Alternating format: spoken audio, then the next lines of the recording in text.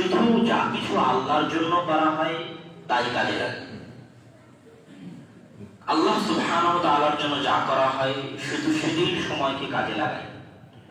এই জন্য ইবনুল কাইয়িম রাহিমাহুল্লাহ তার বইয়ের মধ্যে লিখছেন যে পৃথিবীতে মানুষ ৮০ বছর জীবন যাপন করার পরেও, ১০০ বছর জীবন যাপন করার পরেও পরকালে গিয়ে দেখবে যে সে মাত্র ১ মাস বেঁচে ছিল দুনিয়াতে, সে মাত্র ১ বছর বেঁচে ছিল দুনিয়াতে, অথচ সে বেঁচেছে ১০০ বছর।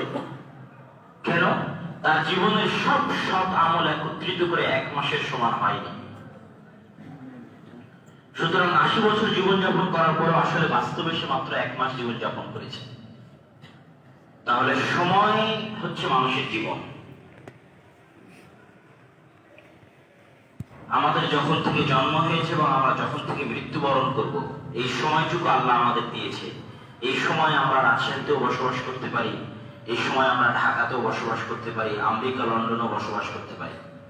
আমাদের বাড়ি পৃথিবীর জায়গা নয়, পৃথিবীর জমি নয়, আমাদের বাড়ি নির্দিষ্ট সময়। আল্লাহ সুবহানাহু ওয়া তাআলা দুনিয়া শুরু করার পর থেকে যে সময় চলতে থাকছে, ওই সময়ের মধ্যে মানুষ বসবাস করে, জায়গাতে নয়, মাটিতে নয়। ওই সময়ের মধ্যে আদম আলাইহিস সালাম চলে গেছে, ওই সময়ের মধ্যে মুসা, ঈসা, মুহাম্মদ সাল্লাল্লাহু আলাইহি ওয়াসাল্লাম সময়ের মধ্যে তারা জীবন যাপন করেছে। আমরাও পৃথিবীতে সময়ের মধ্যেই বসবাস করি। সুতরাং সময়টি হচ্ছে আমাদের জীবন। আর এই সংক্ষিপ্ত সময় রাসূল সাল্লাল্লাহু আলাইহি ওয়াসাল্লাম বলেছেন, আমার উম্মতের গড় আয়ু এইরকমই, ৬০, ৭০, ৮০, এটাই হচ্ছে রাসূল সাল্লাল্লাহু আলাইহি ওয়াসাল্লামের উম্মতের গড় আয়ু।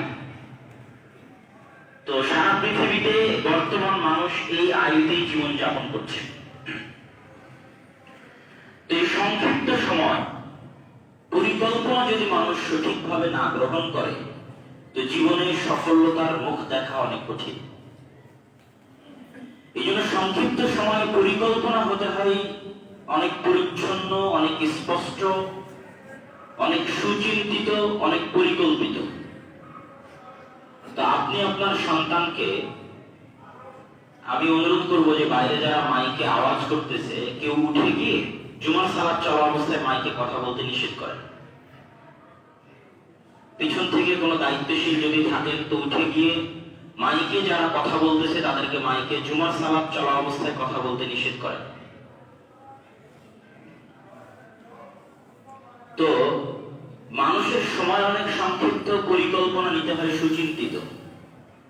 এখন একটা বাচ্চা আপনার, এই বাচ্চাকে আপনি কিভাবে মানুষ করবেন এই বিষয়ে আপনার পরিকল্পনা থাকতে হবে স্পষ্ট, নাহলে প্রত্যেক পদে পদে ভুল সিদ্ধান্ত নেবেন।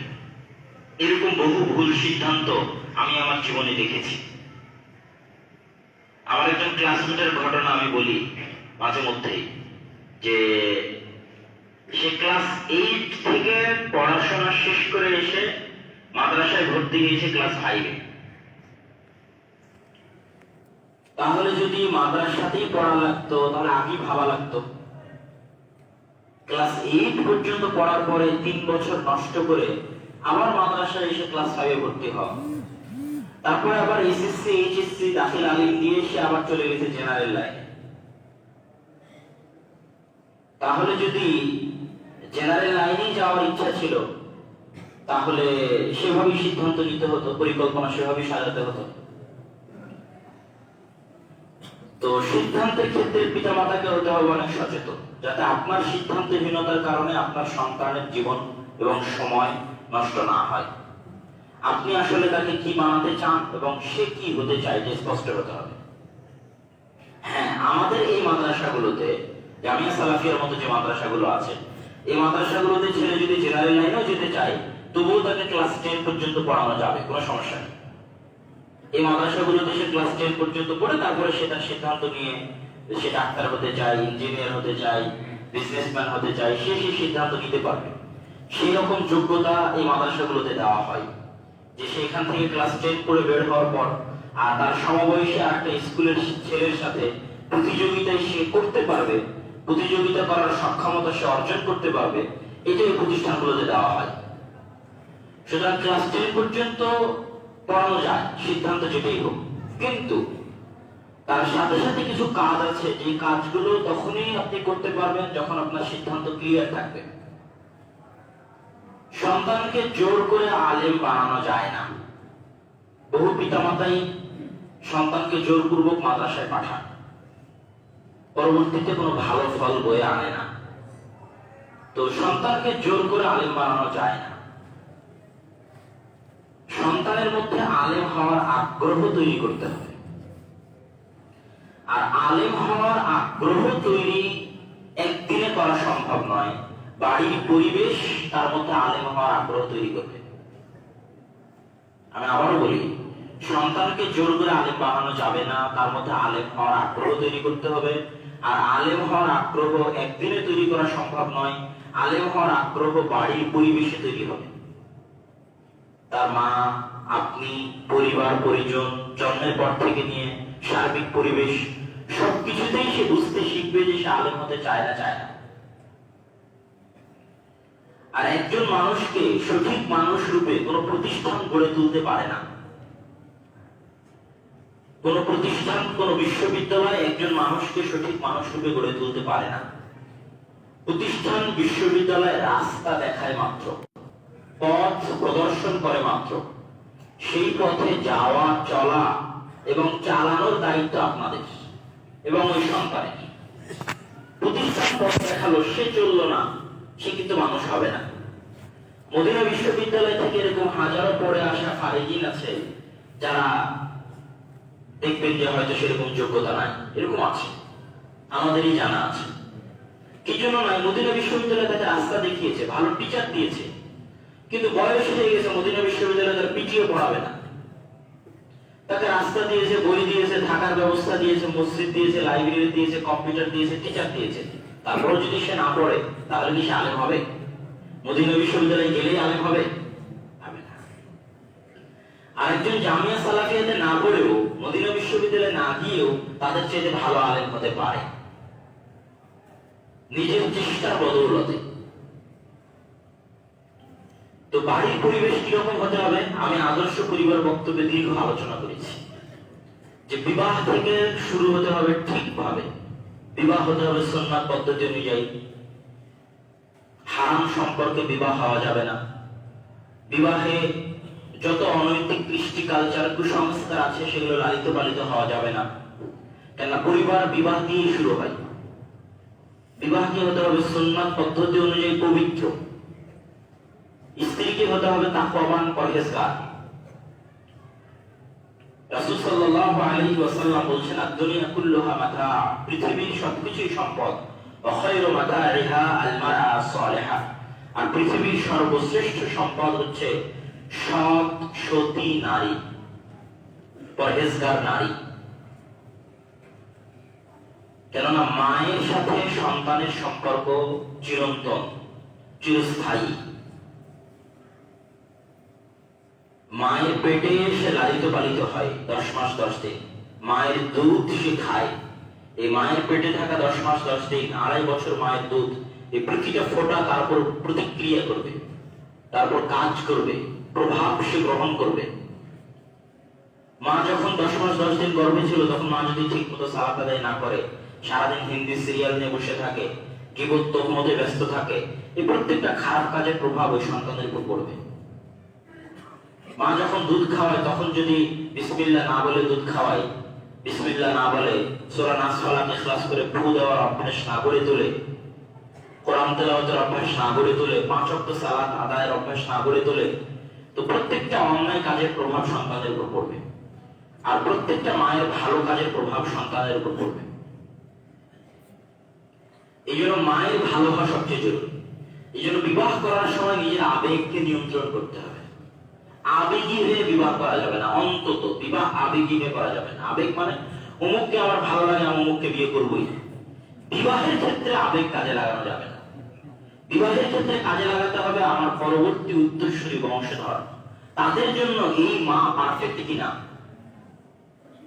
এজ এ ওয়াইফ নয়, এজ এ মাদার। স্ত্রী হিসেবে সে কতটা সুন্দরী, কতটা কি, তার বাপের কত টাকা পয়সা, এটা ভেবে আমি তার প্রেমে পড়ে গেছি, এই আবেগে বিবাহ করলে জীবন ধ্বংস হয়ে যাবে।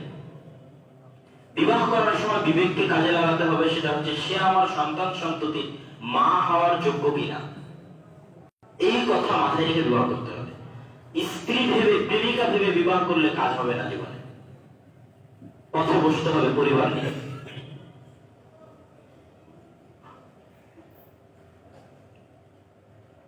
তো আপনি বিবাহ করার সময় আপনাকে এটা মাথায় রাখতে হবে যে আপনি আপনার সন্তানের মাদেরকে চয়ন করতেছেন। সন্তানের মা যদি এমন না হয় যে সন্তানকে বিদায় দিয়ে 2 রাকাত সালাত আদায় করতে পারবে না, দোয়া করতে পারবে না, যার দোয়া আল্লাহর দরবারে কবুল হবে না, এরকম যদি সন্তানের মা হয়, তাহলে আপনার সন্তানও মাঠে মারা যাবে, আপনিও মাঠে মারা যাবেন। কেন মায়ের দোয়া অনেক কার্যকরী। পৃথিবীতে সবচেয়ে কার্যকরী হচ্ছে পিতা মাতার দোয়া। এখন মাই যদি দোয়া করা না জানে, মায়ের সাথে যদি আল্লাহর সম্পর্ক দুর্বল হয়, মায়ের সাথে আল্লাহ সুবহানাহু ওয়া তাআলার সম্পর্ক যদি ভালো না হয়, তাহলে ওই মায়ের পক্ষ থেকে সৎ সন্তান আশা করা খুব কঠিন। এটা গেল দ্বিতীয় পদক্ষেপ।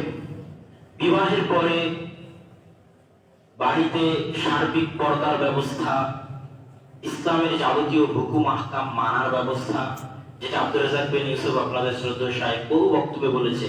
বিবাহ করতে হলে আলাদা বাড়ি লাগবে, আলাদা বাথরুম লাগবে, টয়লেট লাগবে, তাহলে বিবাহের সক্ষমতা, না হলে বিবাহের সক্ষমতা আসে। যাতে পর্দা করতে পারে, করাতে পারেন স্ত্রীকে পর্দা। এবং বাড়ির পরিবেশ হতে হবে ইসলামী। বাড়ির পরিবেশ ইসলামী হওয়ার জন্য তেমন কিছু লাগে না। সবচেয়ে জরুরি কয়েকটা জিনিস লাগে, তার মধ্যে একটা হচ্ছে বাড়ির সম্পর্ক হতে হবে মসজিদের সাথে। কিসের সাথে?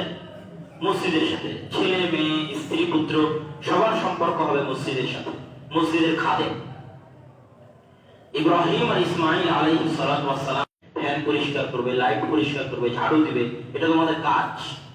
এতে পরিবারের সম্পর্ক কিসের সাথে থাকবে? মসজিদের সাথে থাকবে। তাহলে পরিবারে ইসলামী পরিবেশ বিরাজ করার প্রথম শর্ত হচ্ছে মসজিদের সাথে সম্পর্ক থাকতে হবে। সন্তানকে মসজিদে নিয়ে যেতে হবে, পিতাকে মসজিদে যেতে হবে। আর দু একটা বৈশিষ্ট্য থাকলে পরিবারে ইসলামী পরিবেশ বিরাজ করবে। তার মধ্যে একটা হচ্ছে সকাল সন্ধ্যা কোরআন তেলাওয়াতের অভ্যাস। পরিবারের সবাই একটা আয়াত হলেও, একটা সূরা হলেও ফজরের পর তেলাওয়াত করবে, মাগরিবের পর তেলাওয়াত করবে। তাহলে বাড়িতে রহমত বর্ষিত হবে। আমরা যখন ছোটবেলায় ছিলাম, এখন তো একসাথে ওভাবে একত্রিত হওয়া হয় না। ছোটবেলায় যখন একসাথে বাসাতেই ছিলাম, তখন সন্ধ্যার পর এবং ফজরের পর একটা মনোরম পরিবেশ বিরাজ করত, সেটা হচ্ছে সবাই কোরআন তেলাওয়াত করতেছে। তো এই পরিবেশটা বাড়িতে বরকত নিয়ে আসে, বাড়ির পরিবেশকে ইসলামী পরিবেশ করতে সহযোগিতা করে। সেটা হচ্ছে সকাল সন্ধ্যায় কি তেলাওয়াত করার অভ্যাস? কোরআন তেলাওয়াত করার অভ্যাস। সবাইকে নিয়ে পরিবারের সব সদস্যই বাধ্যতামূলক একটা আয়াত হলেও তেলাওয়াত করবে সকালে এবং মাগরিবের পরে একটা আয়াত হলেও তেলাওয়াত করবে। পরিবারে ইসলামী পরিবেশ বিরাজ করার আরেকটা জিনিস, তিনটা বললাম। একটা বললাম মসজিদে আসা, একটা বললাম সকাল সন্ধ্যায় কোরআন তেলাওয়াত, আর 3 নাম্বার হচ্ছে বাড়িতে প্রবেশ এবং বের হওয়ার সময় সালাম দেওয়া। আসসালামু আলাইকুম বলে বাড়িতে প্রবেশ করা, এটা লজ্জার কিছু নয়, শরমের কিছু নয়। এই বিশ্বাস নিয়ে বাড়িতে সালাম দিতে হবে যে আমি বাড়িতে সালাম দিয়ে প্রবেশ করলে বাড়িতে বরকত হবে, আর আমি যদি সালাম দিয়ে প্রবেশ না করি বাড়িতে শয়তান থাকবে, আর শয়তান যেখানে থাকে না ওখানে বরকত, আল্লাহর রহমত থাকে না। সুতরাং বাড়িতে প্রবেশ করার সময় লজ্জা লাগলেও, শরম লাগলেও, ছেলে মেয়ে সবাইকে, কেউ যদি না থাকে, একটা বাড়িতে আপনি ঢুকতেছেন, সে বাড়িতে দেখতেছেন কেউ নাই, তারপরও সালাম দিবেন। ওই বাড়িতে ফেরেশতা থাকতে পারে। সবাই মিলে বাইরে সফর করতে গেছিলেন, তালা দিয়ে দরজা খুলতেছেন, তখনও সালাম দিবেন। কেন? বাড়িতে কে থাকতে পারে? ফেরেশতা থাকতে পারে। আসসালামু আলাইকুম বলে সালাম দিবেন। বাড়ির ইসলামী পরিবেশ বিরাজ করার চতুর্থ বৈশিষ্ট্য হচ্ছে বাড়িতে কোনো ছবি মূর্তি রাখা যাবে না। ঘোড়ার মূর্তি, হরিণের ভাস্কর্য, আপনার পিতা মাতার ছবি, নেতা নেত্রীর ছবি, নেতা নেত্রীর ভাস্কর্য, বাড়ি হতে হবে ছবি মূর্তি মুক্ত। কেননা যে বাড়িতে ছবি মূর্তি আসে সেই বাড়িতে কে প্রবেশ করে না বলেন তো? রহমত বরকতের ফেরেশতা প্রবেশ করে না। লা তাদখুলুল মালায়েকা, ফেরেশতা প্রবেশ করে না ওই বাড়িতে যে বাড়িতে সুওয়ারুন ওয়া তামাসিল, ভাস্কর্য, মূর্তি, পশু, প্রাণী, মানুষজন আছে, সে বাড়িতে রহমতের ফেরেশতা প্রবেশ করে না। আমাদের পুরো জীবনের সাথে ফেরেশতা এবং শয়তানের সম্পর্ক ওতপ্রোত, অঙ্গাঅঙ্গি ভাবে জড়িত। হয় শয়তান, না হয় ফেরেশতা, হয় শয়তান, না হয় ফেরেশতা, হয় বরকত, না হয় শয়তান। পুরো কোরআন হাদিস পৃষ্ঠার পর পৃষ্ঠা খুলে এটাই পাবেন। ইন্না শাইতানা লাকুম আদুউম মুবিন, শয়তান তোমাদের প্রকাশ্য শত্রু। শয়তান ওয়াদা করে, ফাবিমা আওয়াইতানি লাআকুদান্নাহুম সিরাতাকাল মুস্তাকিম, আমি অবশ্যই আদম সন্তানের ডানে বামে সামনে পিছন থেকে হেদায়েতের রাস্তায় সিরাতে মুস্তাকিমে আসতে বাধা দিব। যদি বিসমিল্লাহ বলে খাও তাহলে শয়তান খাবে না, আর যদি বিসমিল্লাহ না বলো শয়তান খাবে। যদি সালাম দাও বাড়িতে প্রবেশের সময়, শয়তান বলবে লা মাবিতা লাকুম ওয়ালা আশা, এই বাড়িতে তোমাদের থাকা খাওয়ার জায়গা নেই। যদি সালাম না দাও শয়তান বলবে এই বাড়িতেই তোমাদের থাকার জায়গা, এই বাড়িতেই তোমাদের খাওয়ার জায়গা। বাথরুমে প্রবেশ করার সময় যদি দোয়া বলো তাহলে শয়তান ক্ষতি করতে পারবে না, দেখতে পারবে না। সূরা বাকারার শেষ আয়াত যদি পড়ো তাহলে বাড়িতে শয়তান থাকতে পারে না। যে বাড়িতে ছবি মূর্তি আছে ওই বাড়িতে রহমতের ফেরেশতা প্রবেশ করে না। তাহলে এই যে যত আয়াত হাদিস খুঁজে বের করবেন সব দেখবেন হয় শয়তান না হয় ফেরেশতা। বাড়ি থেকে বের হওয়ার সময় যে বলবো বিসমিল্লাহ তাওয়াক্কালতু আলাল্লাহ লা হাওলা ওয়ালা কুওয়াতা ইল্লা বিল্লাহ, শয়তান তখন তার সঙ্গী সাথীকে বলে যে এই দোয়া পড়ে বের হয়েছে তার ক্ষতি করা যাবে না, তোমরা দূরে যাও। তাহলে এবং সূরা নাস ফালাক ইখলাসের মধ্যেও দেখবেন যে আল্লাহ সুবহানাহু ওয়া তাআলা শয়তানের কথা এনেছে, কুল আউযু বিরাব্বিন নাস মালিকিন নাস ইলাহিন নাস মিন শাররিল ওয়াসওয়াসিল খান্নাস মিন শাররিল ওয়াসওয়াসিল খান্নাস আল্লাযী ইউওয়াসবিসু ফি সুদুরিন নাস। মানুষের অন্তরে ওয়াসওয়াসা দেয়, এই শয়তান থেকে পরিত্রাণ চাই। মিনাল জিন্নাতি ওয়ান নাস, জিন শয়তান থেকে, মানুষ শয়তান থেকে পরিত্রাণ চাই। কেন মানুষের অন্তরে প্রভাব বিস্তার করার ক্ষমতা আপনার স্ত্রী, পুত্র, সন্তান, সন্ততি, বাপ মা, বন্ধু বান্ধবের নাই। অন্তর ফুসলানোর ক্ষমতা, প্রভাব বিস্তার করার ক্ষমতা একমাত্র শয়তানের আছে।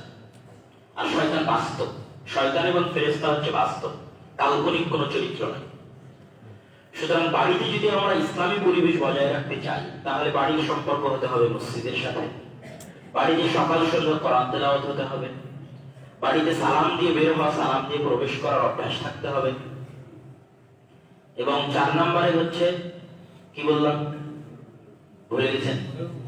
হ্যাঁ, ছবি মূর্তি। জাযাকাল্লাহ খাইর। বাড়িতে ছবি মূর্তি থাকা যাবে না। এই পরিবেশে যে সন্তান মানুষ হবে, বাপ মাকে দেখবে কোরআন তেলাওয়াত করতে, বা সন্তান যখন গর্ভে তখন মা কোরআন তেলাওয়াত করত। যে সন্তান গর্ভে থাকা অবস্থায় মা কোরআন তেলাওয়াত করত, ওই সন্তান জন্মের পর কোরআন তেলাওয়াত শুনতে ভালোবাসবে। এটা বৈজ্ঞানিক ভাবেও বাস্তবেও প্রমাণিত। যে সন্তানকে গর্ভে ধারণ করা অবস্থায় মা কোরআন তেলাওয়াত করত প্রচুর পরিমাণে, ওই সন্তান জন্ম হওয়ার পর কি শুনতে ভালোবাসবে? কোরআন তেলাওয়াত শুনতে ভালোবাসবে। এটা স্বাভাবিক।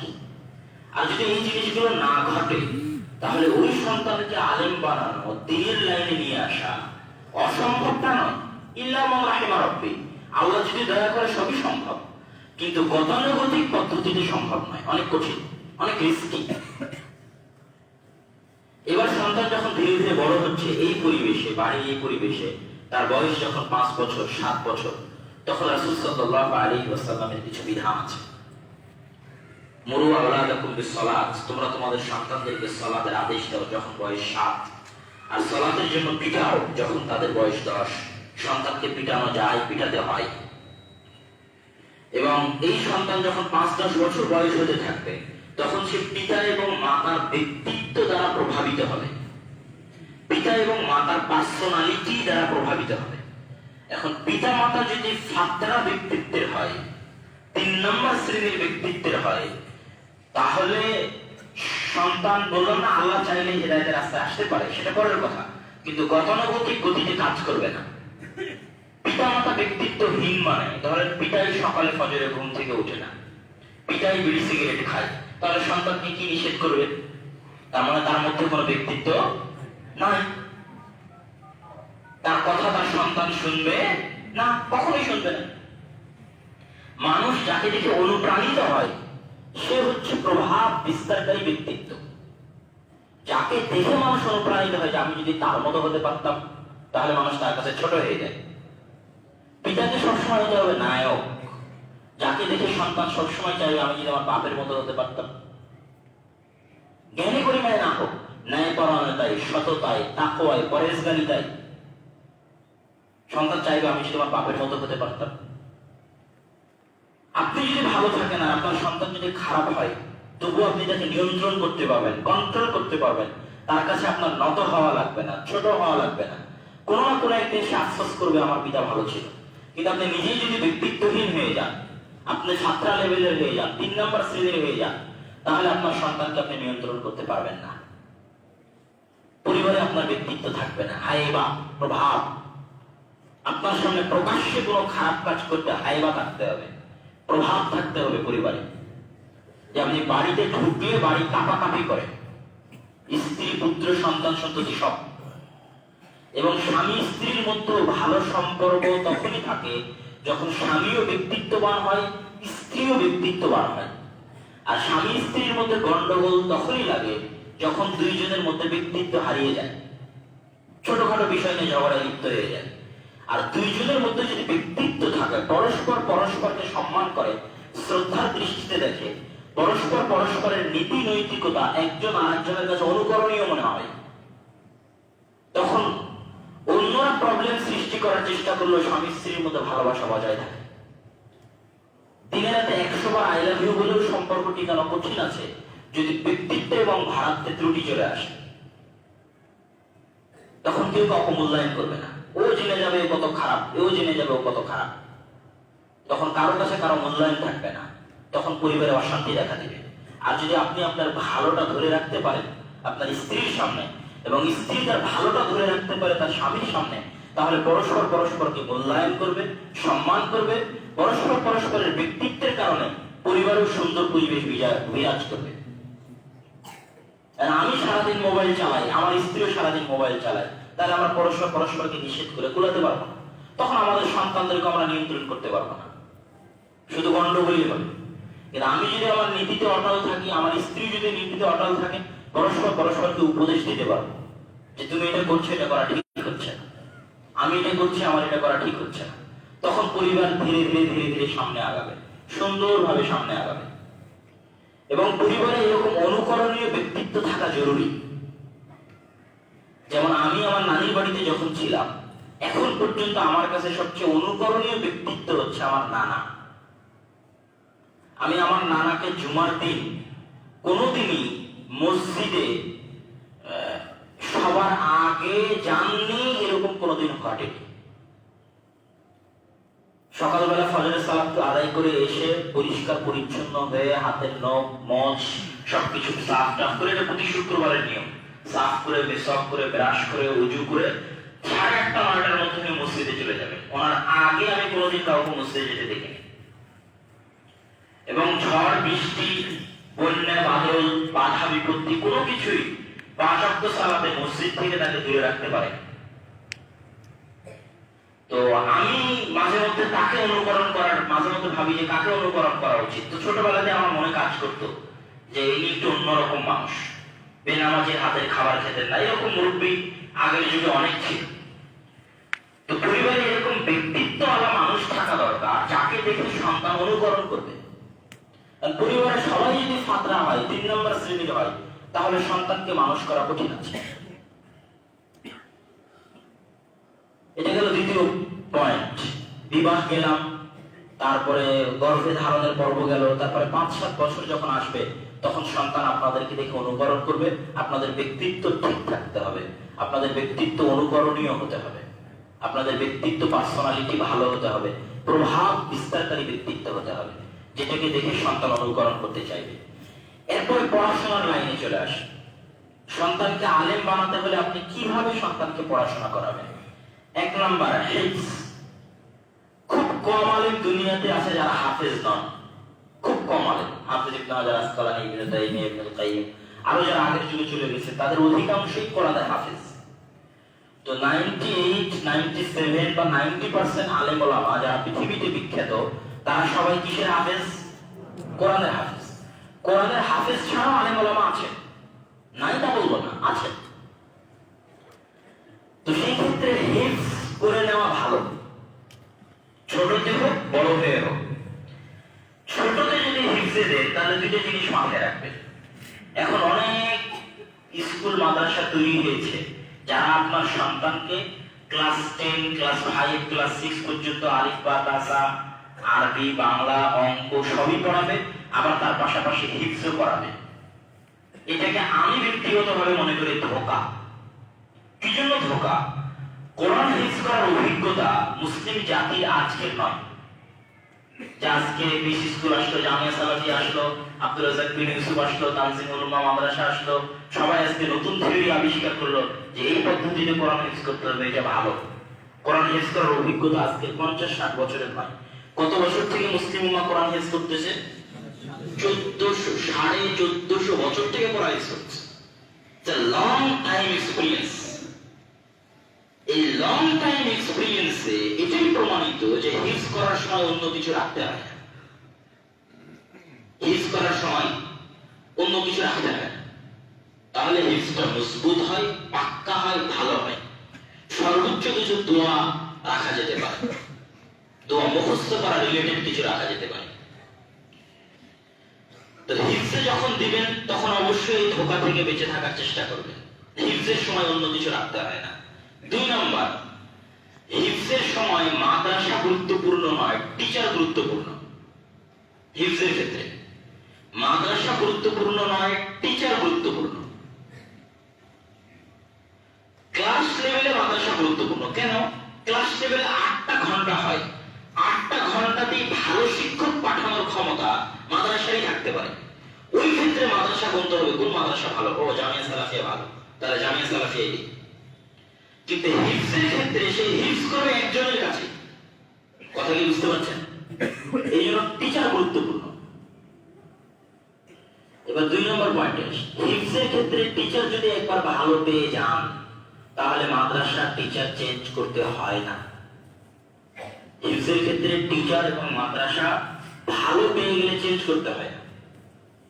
আপনার বাচ্চা এখানে হিফজ করতো, যার কাছে হিফজ করতো সে ভালো, তার কোরআন তেলাওয়াত ভালো, সে পড়া ভালো নেই, তারপর আপনাকে সেখান থেকে জামিয়া সালাফিয়ার সুনাম শুনে জামিয়া সালাফিয়ার হিফজে ভর্তি করতে হবে, এটা ভুল সিদ্ধান্ত।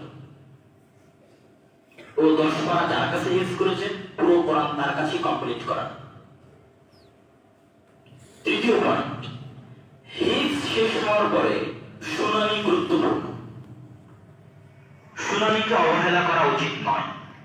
অনেক পিতা মাতাই হিফজ কমপ্লিট হয়ে গেলে তাড়াহুড়া করে শুনানি না দিয়ে সন্তানকে ক্লাসে দিয়ে দেন, তখন হিফজটা দুর্বল হয়ে যায়। অন্তত পক্ষে কয়েকবার শুনানি দেওয়া উচিত, তাহলে তার হিফজটা মজবুত থাকবে। তারপরের পয়েন্ট, হিফজ এবং শুনানি মিলিয়ে সন্তানের বয়স 12-13 পার করা যাবে না। যদি দেখেন আপনার সন্তান 12-13 পার হয়ে যাচ্ছে তাহলে ওকে এখন আর হিফজে রাখার প্রয়োজন নাই। সবচেয়ে কম দুর্বল মেধার ছাত্র 3 বছরে কোরআন হিফজ করতে পারবে। সবচেয়ে কম নিম্নমানের দুর্বল ছাত্র 3 বছরের বেশি যার হিফজে সময় লাগবে আর করার প্রয়োজন নাই। আপনার সন্তানের হিফজে যদি দেখেন 3 বছরের বেশি লাগতেছে, বয়স 12-13 পার হয়ে যাচ্ছে, তো ওকে এখন আর হিফজের প্রয়োজন নাই। তার চেয়ে একটু বেশি মেধার ছাত্র 2 বছরে কোরআন হিফজ করতে পারবে। কোরআনে আমার বিশ্বাস 70-80% ছাত্রের যোগ্যতা আছে 2 বছরে কোরআন হিফজ কমপ্লিট করার। তার চেয়েও বেশি পরিশ্রম, নরমাল মেধা, মিডিয়াম মেধা, পরিশ্রম বেশি, 1-1.5 বছরে কোরআন হিফজ কমপ্লিট করে ফেলবে। সুতরাং হিফজের ক্ষেত্রে এটা মাথায় রাখতে হবে, হিফজ কমপ্লিট করাতে গিয়ে সন্তানের বয়স যেন বেশি না হয়। বেশি হলে কি সমস্যা হবে? সে তার সঙ্গী সাথীদের সাথে মানিয়ে নিতে পারবে না, তখন সে নিজেকে লো কনফিডেন্স, আত্মবিশ্বাসের ঘাটতি দেখা দিবে, তার ভিতরে হীনম্মন্য মনোভাব তার মধ্যে কাজ করবে। এই হীনম্মন্যতা তাকে সফলতা থেকে অনেক দূরে নিয়ে যাবে। তাহলে হিফজের বিষয়ে মাথায় রাখতে হবে, 1, হিফজের সময় শুধু হিফজি, যে মাদ্রাসা ইংরেজি পড়াবে, বাংলা পড়াবে, অঙ্ক পড়াবে হিফজের সাথে, ওখানে সন্তান দেওয়ার প্রয়োজন নাই। 2, হিফজ মাদ্রাসা ভিত্তিক নয়, টিচার ভিত্তিক। টিচার যদি ভালো হয় তাহলে যেখানে হিফজ করতে ওখানেই রাখবেন, চেঞ্জ করবেন না। একজনের কাছে হিফজ কমপ্লিট করতে হবে, একজনের কাছে শুনানি দিতে হবে, হিফজ ভালো হবে। হিফজে যেন 3 বছরের বেশি সময় না লাগে, লাগলে সন্তানকে সরিয়ে নিন। 12 বছর 13 বছর হয়ে গেলে সন্তানকে সরিয়ে নিন, কমপ্লিট হোক আর না হোক। এবার যখন ক্লাস 9-এ আসবে, ক্লাস লেভেলে আসবে, তখন আপনাকে কয়েকটা জিনিস বা ছাত্র যারা উপস্থিত আছে, অভিভাবক যারা উপস্থিত আছে, তাদেরকে কয়েকটা জিনিস মাথায় রাখতে হবে ক্লাস লেভেলে। সেটা হচ্ছে বাংলা, ইংরেজি, অঙ্ক সবকিছুর উপরই প্রাথমিক জ্ঞানের প্রয়োজন আছে। এই জন্যই আমাদের মাদ্রাসার সিলেবাস গুলো ওইভাবেই সাজানো, যে ক্লাস 10 পর্যন্ত যারা পড়বে তারা বাংলা, ইংরেজি, আরবি, অঙ্ক সবগুলোতেই একটা স্কুল ছাত্রের সাথে প্রতিযোগিতা দিতে পারবে এরকম যোগ্যতা দেওয়া হয়। কিন্তু যদি সে সত্যি আলেম হতে চায় তাহলে তার পদক্ষেপ কি হবে? সত্যি যদি সে আলেম হতে চায় তাহলে তার পদক্ষেপ হতে হবে, প্রথমত কোরআন হেফজ করলো, আরবি ভালো করে পড়তে পারলো, আরবি ভালো করে তেলাওয়াত করতে পারলো, শুদ্ধ উচ্চারণ করতে পারলো, এটা খুবই গুরুত্বপূর্ণ। দ্বিতীয় যোগ্যতা হচ্ছে আরবি জের জবর পেশ ছাড়া পড়তে পারা এবং বুঝতে পারা। এটা হচ্ছে দ্বিতীয় স্তরের যোগ্যতা। কোরআন মাজিদ মুখস্থ করার পরে, কোরআন শেষ করার পরে, কোরআন ভালোভাবে পড়তে পারার পরে, আরবি ভালোভাবে পড়তে পারার পরে যারা নন আরব নয়, আমরা হচ্ছে আরব নই, সেটা বাঙালি হোক, হিন্দুস্তানি হোক, পাকিস্তানি হোক, নন আরব যারা, তাদের জন্য দ্বিতীয় লেভেলের যোগ্যতা হচ্ছে যে জবর পেশ ছাড়া আরবি পড়তে পারতে হবে শুদ্ধ, এবং আরবি বুঝতে পারতে হবে শুদ্ধ। কেননা জের জবর আরবি ভাষার অংশ নয়। আপনি এখনো অনলাইনে গিয়ে যে কোনো আরবি পত্রিকা সার্চ দেন, জের জবর পাবেন না। যে কোনো আরবি বই খুলে বের করেন, জের জবর পাবেন না। জের জবর শুধুমাত্র কোরআনের সাথে খাস, অনলি কোরআনের সাথে খাস। অনারব যারা আরবি জানে না, তারা যেন কোরআন ভুল না পড়ে, এই জন্য জের জবরের পদ্ধতি আবিষ্কার করা হয়েছে। আরবি কোন বই আপনি জের জবর পাবেন না। এখন সৌদি আরবে আজকে যে পত্রিকা বেরিয়েছে, ও পত্রিকা কিনে যদি খোলেন, কোথাও জের জবর দেখতে পাবেন না। আরব আমিরাতে যে পত্রিকা বেরিয়েছে, যেমন নয়া দিগন্ত, প্রথম আলো, ইনকিলাব, এরকম পত্রিকা যেটা, কোথাও জের জবর পাবেন না। তো জের জবর বিহীন ভাষা হচ্ছে আরবি। তো ওই জের জবর ছাড়া পড়তে পারা এবং বুঝতে পারা, এটা হচ্ছে দ্বিতীয় লেভেলের যোগ্যতা। এই লেভেলের যোগ্যতা অর্জন করা এদেশের মেধাবী ছাত্রদের জন্য অনেক কঠিন হয়, অনেক কষ্টকর হয়। অনেক সময় এই দেশ থেকে পড়াশোনা শেষ করে, মদিনা থেকে পড়াশোনা শেষ করে ঘুরে আসা পরেও দেখা যাবে যে সঠিকভাবে আরবি জের জবর ছাড়া পড়তে পারতেছে না এবং ভালোভাবে অনুবাদ করতে পারতেছে না। এই যোগ্যতার উপর সবচেয়ে ফোকাস দিতে হবে। এই জন্য আপনার বাচ্চাকে বলা হয় 5-এ ভর্তি করিয়েন না, 4-এ করেন। কেননা যে বইটা তাকে জ্ঞান দিবে, ওই বই ভালোভাবে 4-এ পড়ানো হয়। যদি তারা বাংলা, ইংরেজি, অঙ্কের যোগ্যতা ভালো থাকে, তো 4-এ পড়ার পরে সে 5 বাদ দিয়ে ক্লাস 6-এ চলে যাবে। কিন্তু তারপর তার বেসিক যেন ভালো হয় আরবির ক্ষেত্রে, এই জন্য 1 বছর কমে হলেও, নিচে হলেও 4-এ ভর্তি করে ভালো আমাদের মাদ্রাসাগুলোতে। তাহলে তার বেসিক মজবুত হবে আরবির ক্ষেত্রে। তার আগের পড়াশোনার আলোকে সে 5 বাদ দিয়ে 6-এও যেতে পারে, 7 বাদ দিয়ে 8-এও যেতে পারে, কিন্তু বেসিকটা 4-এ থাকে। এই জন্য 4-এ ভর্তি করাতে দ্বিধা করার প্রয়োজন নাই পিতামাতার, আমি মনে করি। এবছরও বহু ছাত্র যারা 4-এ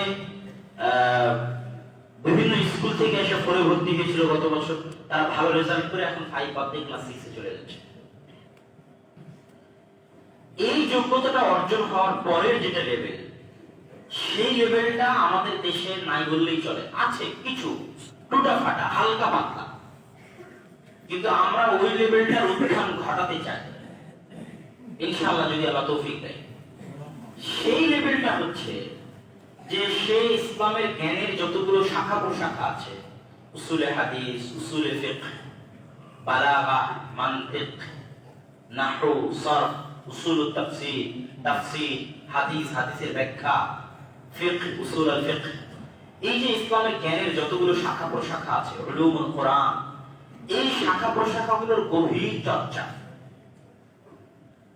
এই গভীর চর্চাটা আমাদের দেশে কিছু কিছু হানাফি মাদ্রাসায় আছে, আহলে হাদিস মাদ্রাসাগুলো চেষ্টা করে যাচ্ছে, কিন্তু সেই লেভেলে পৌঁছতে না পারার কারণে ছাত্রদেরকে বিদেশমুখী হতে হবে।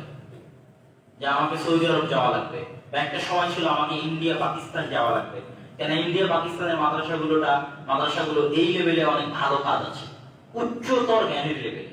সেটা দারুল দেওবন্দ হোক, জামিয়া সালাফিয়া বানারস হোক, নাদতুল উলামা লখনৌ ইন্ডিয়া হোক বা পাকিস্তানের যেগুলো বড় মাদ্রাসা আছে সেগুলো হোক, উচ্চতর জ্ঞানের লেভেলে তাদের ভালো পারফরমেন্স আছে।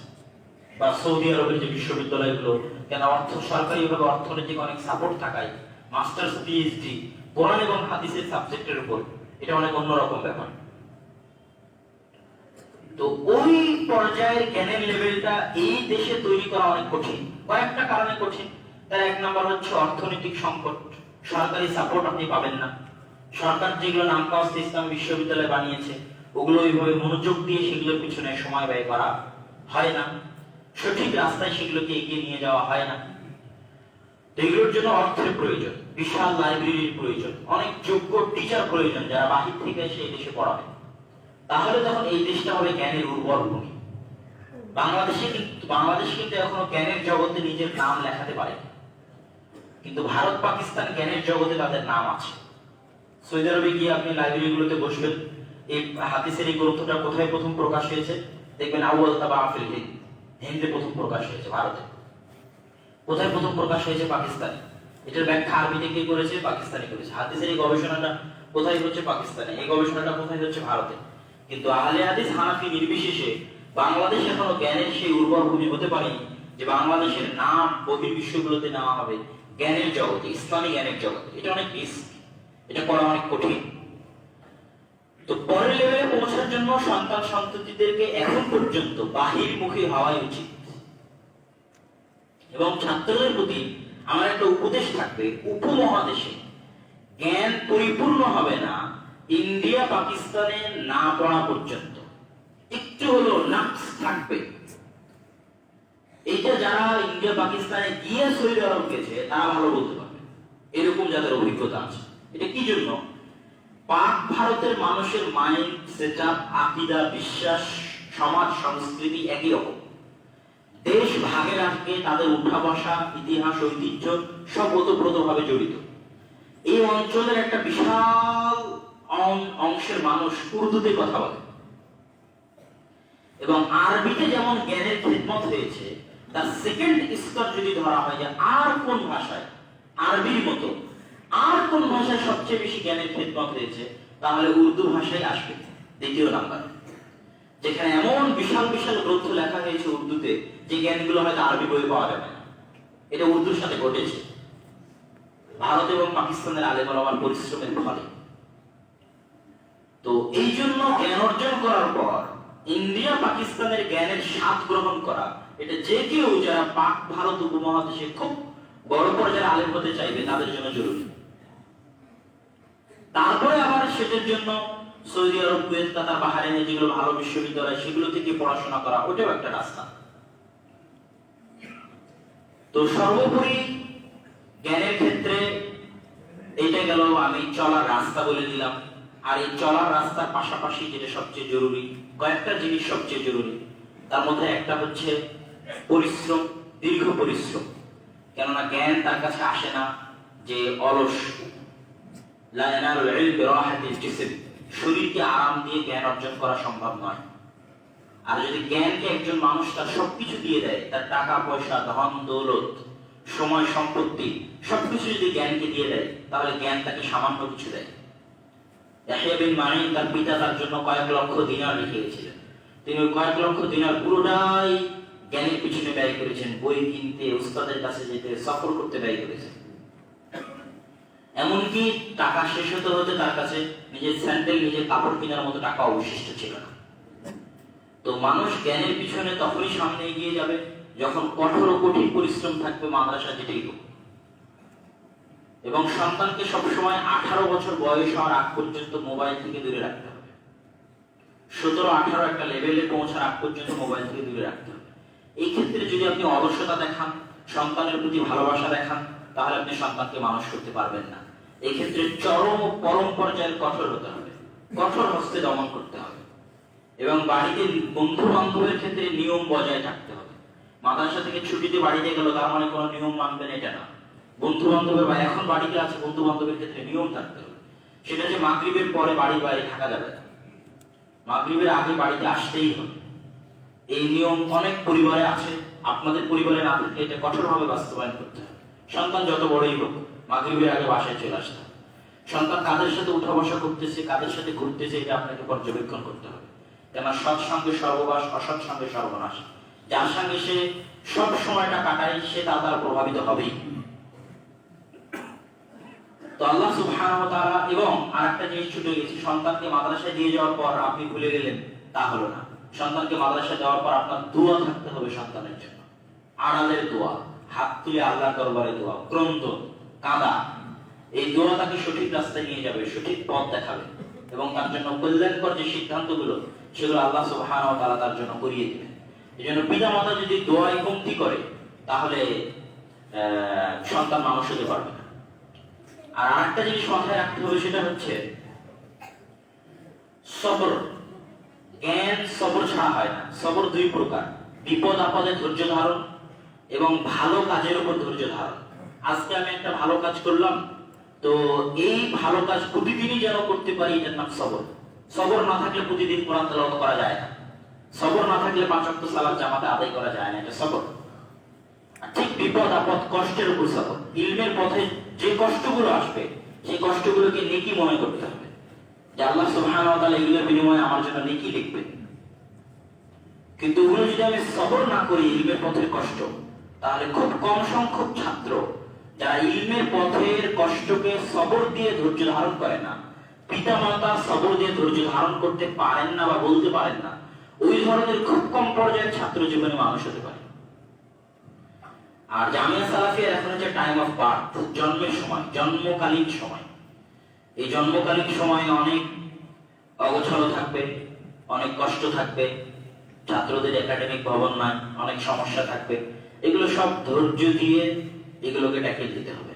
তাহলে এই প্রত্যেকটা ধৈর্যের বিনিময়ে আল্লাহ সুবহানাহু ওয়া তাআলা, কেন মান খারাজা ফি তালাবিল ইলম ফাহুয়া ফি সাবিলিল্লাহ, যে জ্ঞান অর্জনের জন্য আল্লাহর রাস্তায় বের হয়, সে আল্লাহ সুবহানাহু ওয়া তাআলার রাস্তায় থাকে যতক্ষণ না বাড়িতে ফিরে যায়। তো আল্লাহর রাস্তায় যে আছে, আল্লাহর রাস্তায় থাকার পথে তার দুঃখ কষ্ট সবকিছুর বিনিময়ে সে নেকি অর্জন করবে আল্লাহ সুবহানাহু ওয়া তাআলার নিকটে। তো আল্লাহ সুবহানাহু ওয়া তাআলা আমাদের সন্তান সন্ততির জন্য দোয়া করা, আদর্শ পরিবার গড়ে তোলা, এবং আমাদের সন্তান সন্ততিকে যেন আল্লাহ সুবহানাহু ওয়া তাআলা তার দ্বীনের একজন খাদেম হিসেবে কবুল করেন। আল্লাহুম্মা আমিন।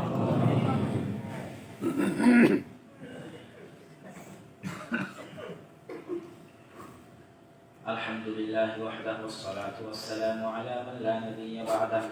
ইয়া আইয়ুহাল্লাযীনা আমানু সাল্লু আলাইহি ওয়া সাল্লিমু তাসলিমা। اللهم صل على محمد وعلى آل محمد كما صليت على إبراهيم وعلى آل إبراهيم إنك حميد مجيد. اللهم بارك على محمد وعلى آل محمد كما باركت على إبراهيم وعلى آل إبراهيم إنك حميد مجيد. ربنا ظلمنا أنفسنا وإن لم تغفر لنا وترحمنا لنكونن من الخاسرين.